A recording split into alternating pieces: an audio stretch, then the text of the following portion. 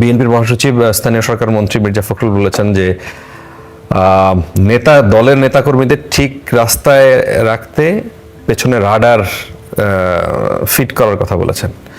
প্রশ্ন হচ্ছে যে একজন অভিজ্ঞ রাজনীতিক হিসেবে আপনার কি মনে হয় যে এটি তৃণমূলের কোন্দল দমনের ক্ষেত্রে এই রাডার কার্যকর, এবং আদর্শ ফিট না করে রাডার ফিট করা এটা আসলে গোলাম মোল্লা রনি, আপনি এটা জিনিসটাকে কিভাবে দেখেন এই বক্তব্যকে? এটা একটা কথার কথা উনি বয়স্ক মানুষ বলেছেন। আমাদের দেশের যে অবস্থা, রাডার তো দূরের কথা, পিছনে যদি বজ্রপাত সেট আপ করা হয় যে কিছু হইলেই ঠাডা পড়বে, ডাইরেক্ট বাংলা ভাষায় যেটাকে বলে ঠাডা বজ্রপাত, তবুও মানুষ অপরাধ বন্ধ করে না। আমরা জানি যে এই অন্যায় করলে, অবিচার করলে শয়তান ধরবে, ভূত ধরবে, জিবরাইল এসে মেরে ফেলবে, কিয়ামত আজরাইল আসবে, মানে নানা রকম বিপদ আপদের কথা শুনি, কিন্তু অপকর্ম তো বন্ধ হচ্ছে না। যেখানে মানে গিয়ে যদি বলা হয় চাঁদা দে, সারাদিন পরিশ্রম করে একটা রিক্সাওয়ালা 500 টাকা উপার্জন করে, একটা লোক সারা মাস চাকরি করে হায়েস্ট 10,000, 15,000, 20,000, 50,000 টাকা ইনকাম করে, সেখানে একটা অস্ত্র গিয়ে ধরলে, একটা দোকানে ধরলে যদি 1 লাখ 2 লাখ টাকা পাওয়া যায়, এটার যে মজা, এটার যে আনন্দ, এটার যে তৃপ্তি, এটা মির্জা ফখরুল সাহেবের কথায় কাজ হবে না। সে বলবে দরকার মির্জা ফখরুল সাহেবরে একটা কিছু করবো, হ্যাঁ রাডার ওনার পিছনে লাগাই দেবো, তবুও এই চাঁদাবাজি বন্ধ হবে না। এখানে আসলে কথাবার্তা বলার সাথে অ্যাকশন, যে মানে সরকার যে সত্যিকার অর্থে চাঁদাবাজি বন্ধ করতে চায়, দলীয় যে শৃঙ্খলা ফিরিয়ে আনতে চায়, এটা প্রমাণ করতে হবে।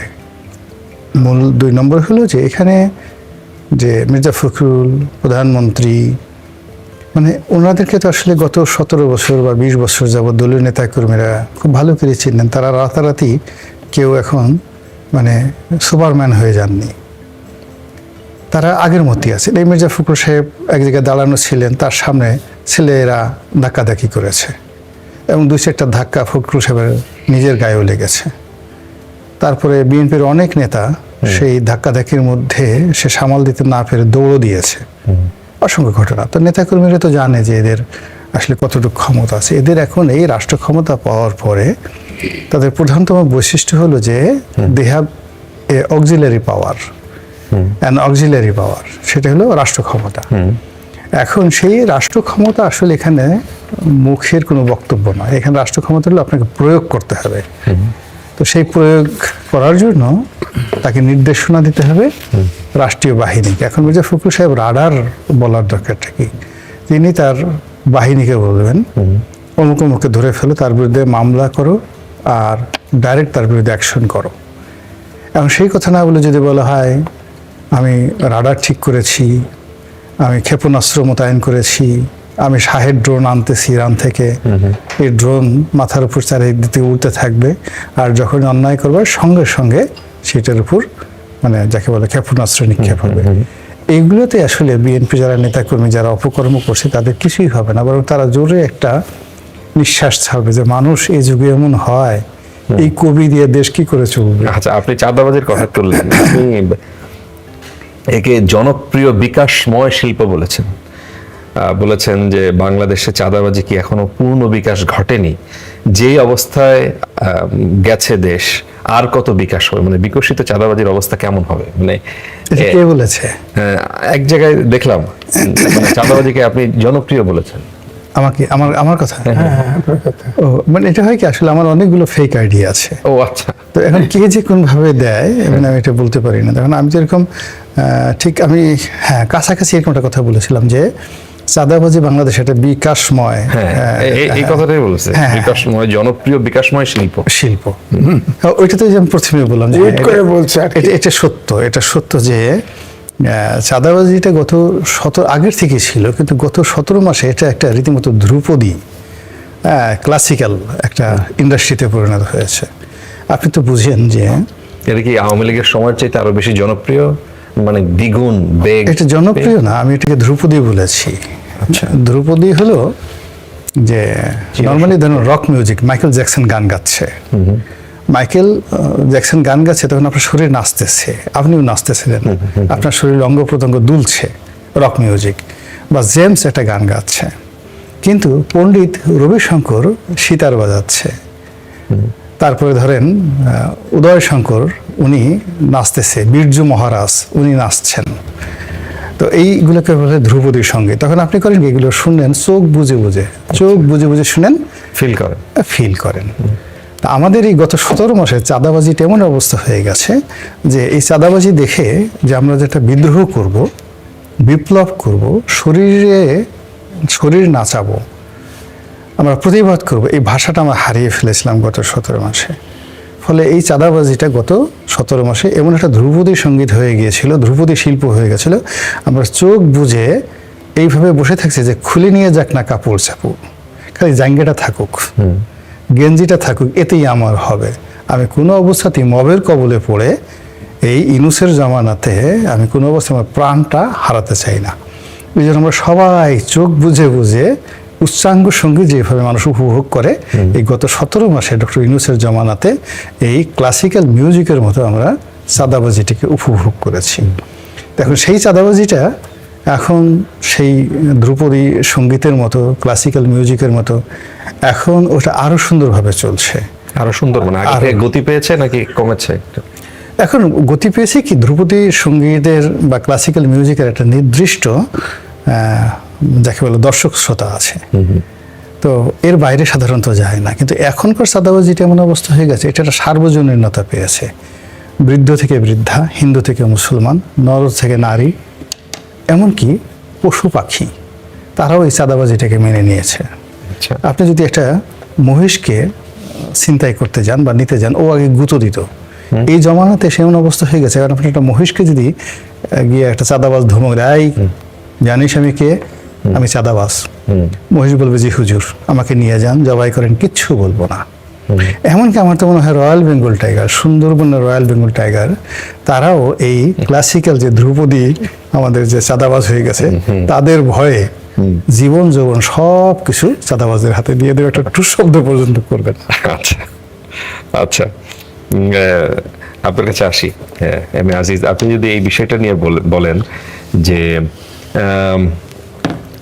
বিএনপি নেতা মির্জা ফখরুল ইসলাম আলমগীর তিনি আরো একটি কথা বলেছেন যে আমরা দেশে কোনো মব তৈরি হতে দেব না, এবং আজকে সিলেটের বিশ্বনাথ উপজেলায় হামলা চালিয়ে বাউল গানের আসন পণ্ড করার ঘটনা ঘটেছে, কালকের কথা। স্থানীয় একদল ব্যক্তি হামলা চালিয়ে ভবিষ্যতে গানের আসর বসালে কঠোর ব্যবস্থা নেওয়ার হুমকিও দিয়েছে। এটা এই সময়ের ঘটনা, এটা আপনি মানে এই যে ইউনূস সরকারের আমলে হইলেও একটা কথা ছিল। এর সাথে আমি এই প্রোগ্রামে ঢোকার আগে কিছুক্ষণ আগে দেখলাম যে ব্রাহ্মণবাড়িয়াতে একটা ঘটনা ঘটেছে, সেখানে একটা ছেলেকে পিটিয়ে এরকম মেরে ফেলা হয়েছে। সো মবকে, এই মব বিষয়টা আসলো ধরেন এই গত 17 মাসের কথা বললাম, সবচেয়ে বেশি পপুলার হয়েছে সম্ভবত এই শব্দটা। সেই জায়গা কি সরকার নিয়ন্ত্রণ করতে পারছে না নাকি এটা?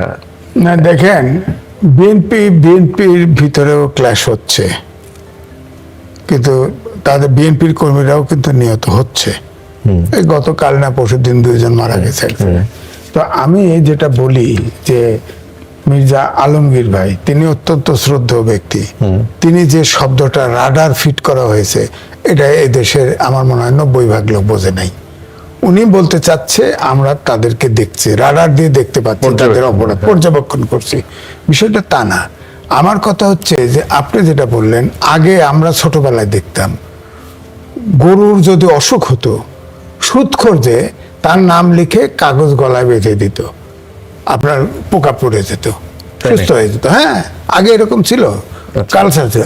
এখন চাঁদাবাজিটা এই সুদখোরের মতো হয়ে গেছে, এটা সহ্য হয়ে গেছে। এটার অনেকগুলো কারণ আছে। আপনি দেখেন, বহিষ্কার হওয়া লোককে টেনে এনে নমিনেশন দিয়েছে, আপনার খুনের আসামিকে আপনার নমিনেশন দিয়েছে, দ্বৈত নাগরিককে নমিনেশন দিয়েছে, মাসুদউদ্দিনের যারা সহযোগী ছিল তাদেরকে মন্ত্রী এমপি বানাইছে। তারপরে আপনার ঋণ খেলাপিদের নমিনেশন দিয়েছে। তো সুতরাং অপরাধকে প্রশ্রয় দেওয়া হয়েছে। এটা এই লোকগুলোকে যখন নমিনেশন দেওয়া হয়েছে, তাদের ভিতরে মন্ত্রীও হয়েছে, এমপিও হয়েছে, মন্ত্রীও হয়েছে।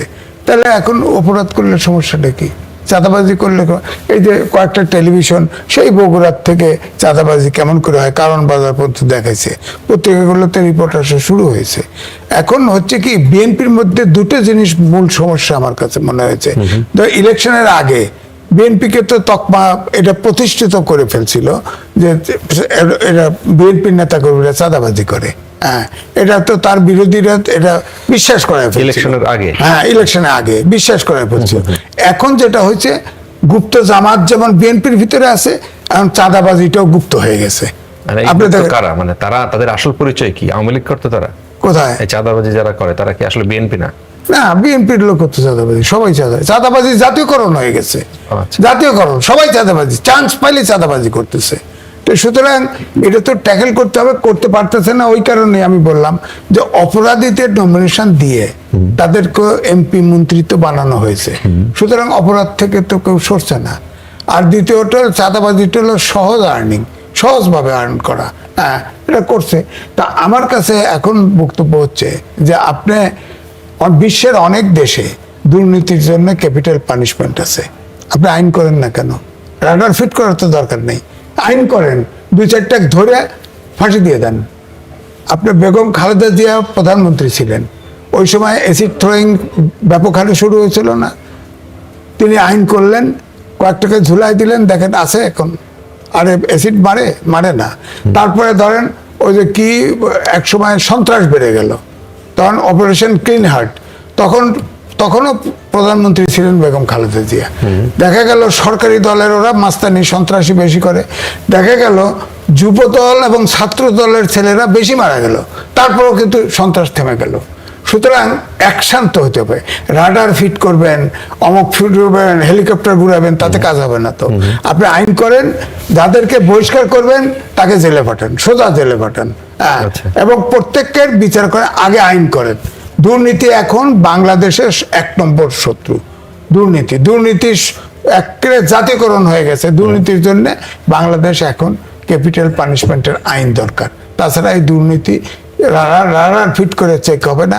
আবার কারণ হচ্ছে এই যে বললাম তো নির্বাচনের আগে তো অপরাধীদের নমিশন দিচ্ছেন, অপরাধীরা মন্ত্রীও আছে, হ্যাঁ নাম বললাম না কিন্তু আছে তো, খুনের মামলার আসামি, মামলা শেষ হয় না। নাম বলবেন না কেন? নাম বলতে ভয় পান? ভয় পাওয়ার কিছু না, মাত্র 30 দিন হলো সরকারের, একটু দেখি না, চেষ্টা তো করতেছে। ধরেন এই সরকারের আচার আচরণ তো অনেক ব্যতিক্রম, এটা ঠিক, আর একটু সময় দেই না, দেখি।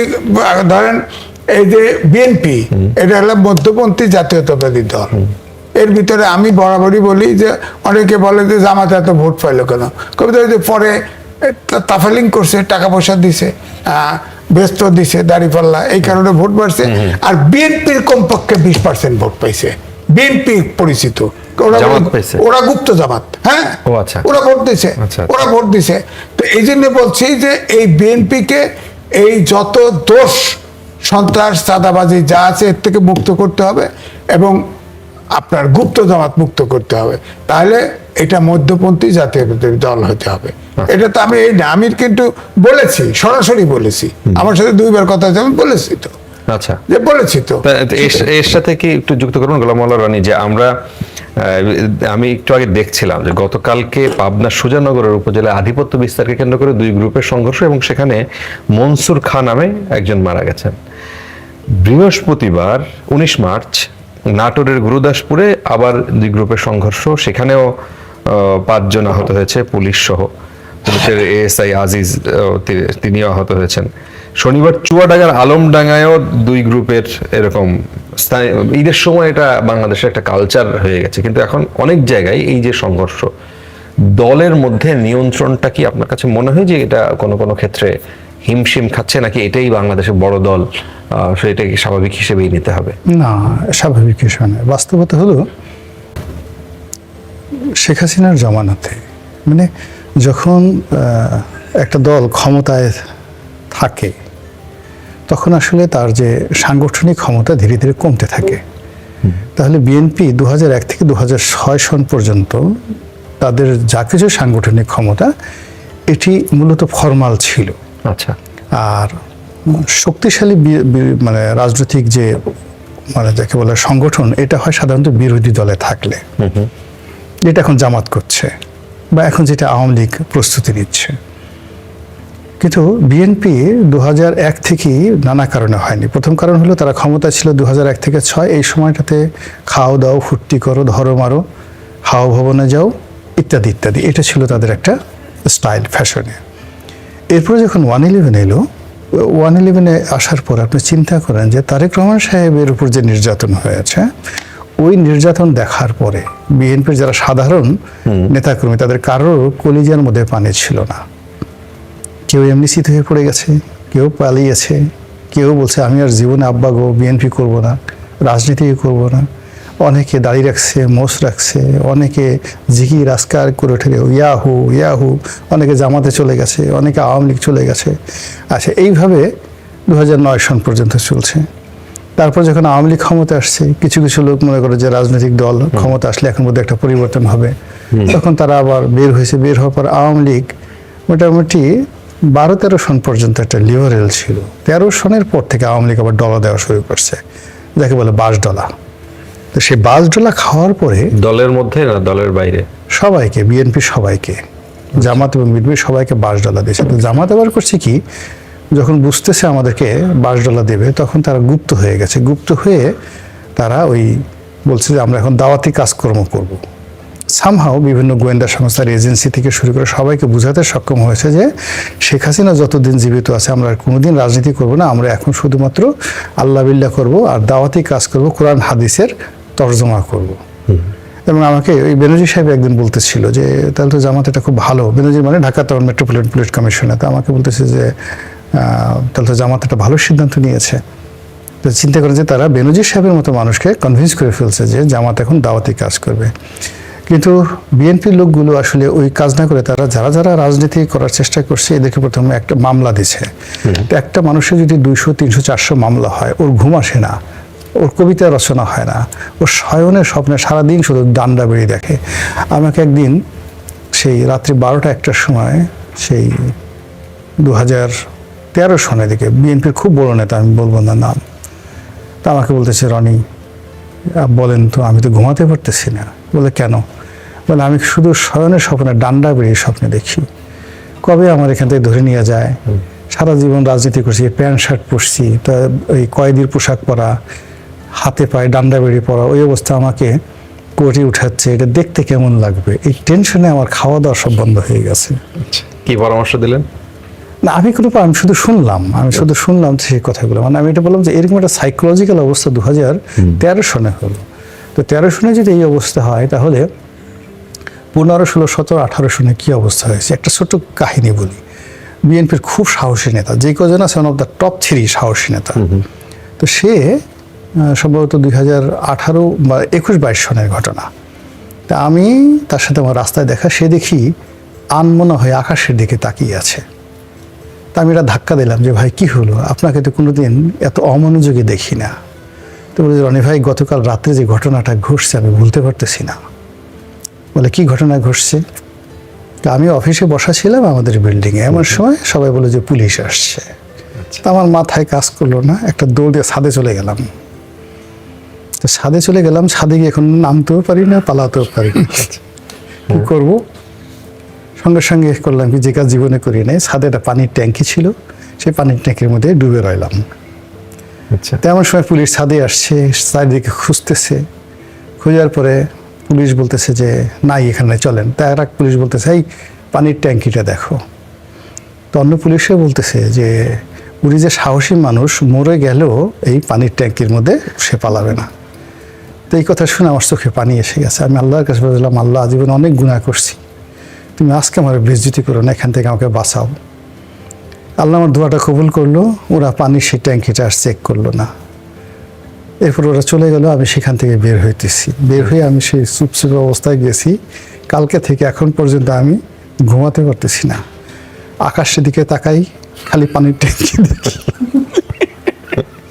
আচ্ছা, এরকম ঘটনা মানে আপনারা মানে সাক্ষী অনেক অসংখ্য ঘটনা। তো এখন ওই যে দেখেন, তো এরকম চাপের মধ্যে পড়লে কোনো সাংগঠনিক ক্ষমতা থাকে না। প্রত্যেকটা লোক ভীত ছিল, সন্তুষ্ট ছিল। এখন যে সমস্ত লোক লাভ দিচ্ছে, হ্যাঁ। এরা সবাই পুলিশের একটা বাঁশি শোনার সঙ্গে সঙ্গে চিথড়ে পড়ে যেত। এটা হলো রিয়ালিটি। এদের অর্থনৈতিক ভিত্তি, ব্যবসা বাণিজ্য নষ্ট হয়েছে, অনেকের ঘর সংসার নষ্ট হয়ে গেছে, অনেকের ছেলে মেয়ে অমানুষ হয়ে গেছে, অনেকের মা মারা গেছে, জেলে গেছে, মায়ের লাশটা পর্যন্ত দেখতে পারেনি। ফলে তারা ভগ্ন হৃদয়, ভগ্ন শরীর। ফলে এই অবস্থাতে একটা আইসিইউ রোগীকে যদি আপনি বের করে বলেন এটা দৌড় দাও, হ্যাঁ, বা মাইক টাইসনের সাথে একটু মারামারি করো, তখন ওর জন্য যেরকম একটা অবস্থা হয়ে যায়। এখন এই যে বিএনপির লোকদের কাছ থেকে যদি আপনি খুব বেশি সেই এখন চেঙ্গিস খানের সেনাবাহিনীর মতো আচরণ আশা করেন, তা হবে না। এরা যেরকম কাজ সেরকমই করতে চায়। ফলে কোনো সাংগঠনিক কোনো কিছু নেই, নাথিং, আচ্ছা, আচ্ছা। নাথিং, কোনো কিছু নেই। আচ্ছা।